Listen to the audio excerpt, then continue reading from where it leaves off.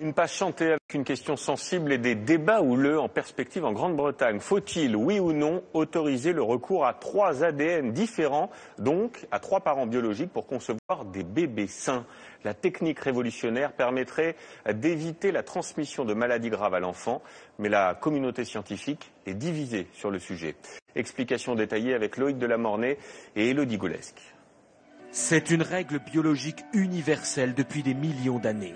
À quelques rarissimes exceptions près, dans le règne animal, il faut un mâle et une femelle pour créer la vie. Et c'est la même chose pour les humains.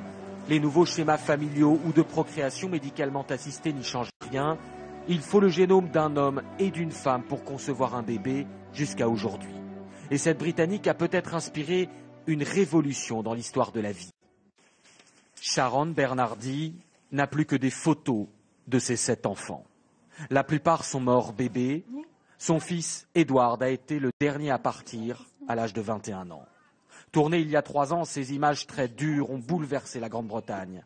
Edward et ses frères et sœurs sont morts de maladie mitochondriale, un désordre génétique transmis par leur mère qui, elle, n'est pas atteinte.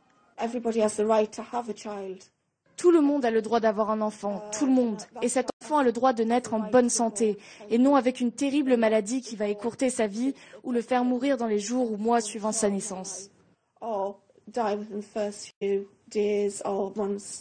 Mais aujourd'hui, la médecine aurait la solution pour sauver les enfants dans le cas d'Edward. Un remède aux frontières de la science-fiction est pourtant bien réel, faire naître un bébé venant non pas de 2, mais de 3 parents. Dans l'ovule de la mère, porteuse de la maladie, les parties saines, ici en vert, vont être conservées. Les parties défectueuses vont être remplacées par celles venant de l'ovule d'une donneuse.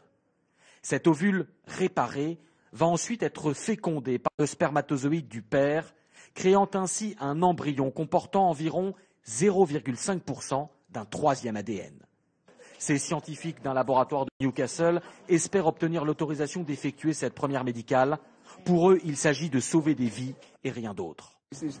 Cela ne change absolument rien dans notre nature humaine. L'ADN sur lequel on intervient ne concerne que les cellules mitochondriales pour leur permettre de mieux fonctionner. C'est pourquoi je pense qu'il est acceptable de combattre la maladie par ce moyen. Sharon Bernardi, qui milite depuis des années pour cette technique, se défend de vouloir créer des enfants sur mesure. Ce n'est pas pour avoir un bébé parfait, pour changer la couleur de ses yeux ou de ses cheveux. On essaye de prévenir la transmission de maladies génétiques graves et redonner un petit espoir.